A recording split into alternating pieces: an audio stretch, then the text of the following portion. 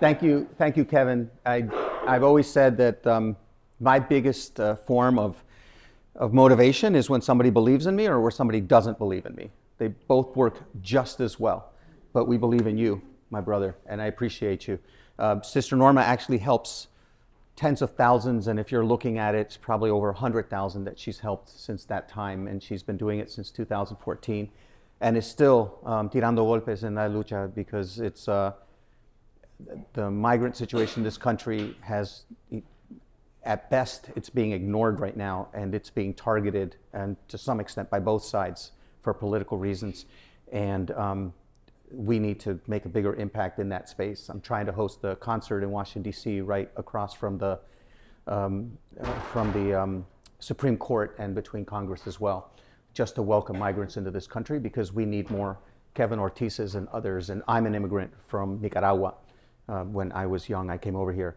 So the Charla format is so great because I believe that we need to follow our community. It's not the other way around. So we want to know who it is we're following. We want the vision, we want the ideas, we want the representation, the perspective of our community in order for us to better serve, because that's our role, is to serve. It's pretty simple. And so I was thinking, which one do I do? Because I didn't realize I had to do it until Kevin just told me. But I'm verbose, so it makes it easy, which is almost redundant to say a verbose Latino. So I thought about, okay, impatient activism, because we need to be more impatient with our activism. Don't be so measured into anything that you want to do.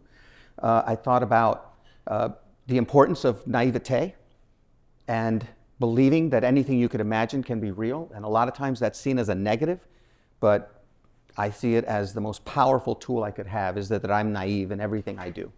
Then I thought about the malleable mission that we do at the Hispanic Heritage Foundation. Everybody's like, you guys are all over the place, and you're in everybody's lanes. And I'm like, I want to carpool in different lanes. And I love seeing that we have Alpha here and some of the other organizations that are here, because it takes a collaborative effort, and especially among different groups that we're supposed to be working together.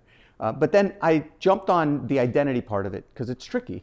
Came over here when I was about 7 years old from Nicaragua and had to adapt to being in the United States. I remember I didn't speak any English, and we didn't have preschool in Nicaragua. So I just came right over, went right into first grade, and didn't speak a word of English. And I remember that some of the teachers and stuff would pinch me to get a sound out of me. I didn't say a word for the first year, which is just absolutely unbelievable considering I talk too much now. And I know. And then after they left me back in first grade, and then I learned English, and my Spanish is now terrible, but I ended up learning English very well. And then you do adjustments all your life, because then I would go back to Nicaragua to go visit, and they would look at me like the gringo kid.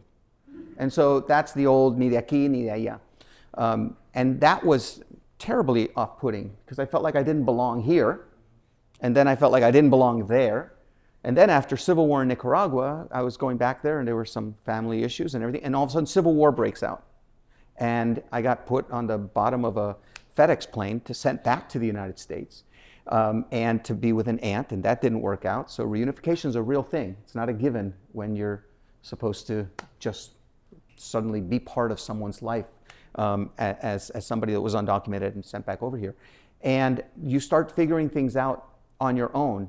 And now I was in the middle of Illinois, in rural Illinois, after being from Washington, D.C. And now it was ni de aquí, ni de allá, y ni de allá tampoco, because I didn't completely fit into a very rural area where there weren't any other Latinos and no black people and other Asian people, like people that I had connected with in Washington, D.C. I suddenly felt pretty alone out there.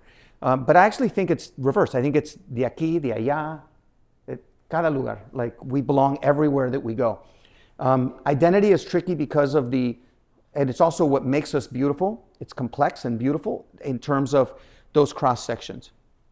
But we need to make sure that we understand our role in making sure that we are addressing racism within our own community, homophobia within our own community, sexism within our own community, ableism, anti-Semitism, Islamophobia.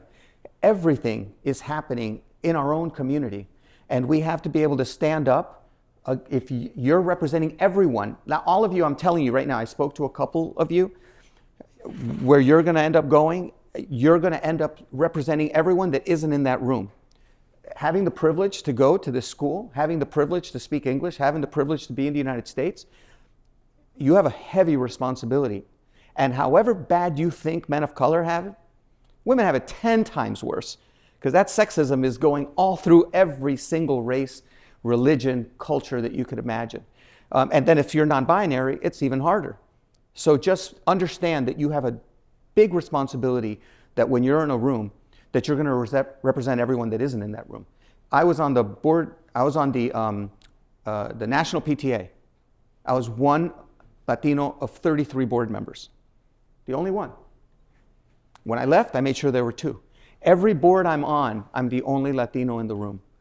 And that also means that if I don't see any other communities represented in that room, I'm there representing the LGBTQ plus community, the female community, the black community, the Asian community, across the board, and try to understand that heavy representation. But we need to do away, that activism in terms of eradicating some of these biases starts at our kitchen tables. Think about the stuff you've heard at your kitchen tables from your abuelitas, abuelitos, from your cousins, from your friends. Oh my goodness. And you're sitting there going, I don't want to offend them. Fuck that. They're offending everyone.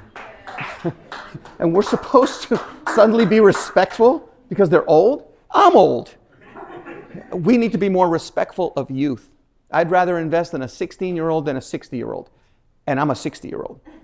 A sexy 60-year-old. But I'm a 60-year-old. So I want to make sure that all of us understand that role and that position that we play. And that is my charla. Thank you for having me. I appreciate it very much. And I can't wait to hear all of you because I was the weak link among that group.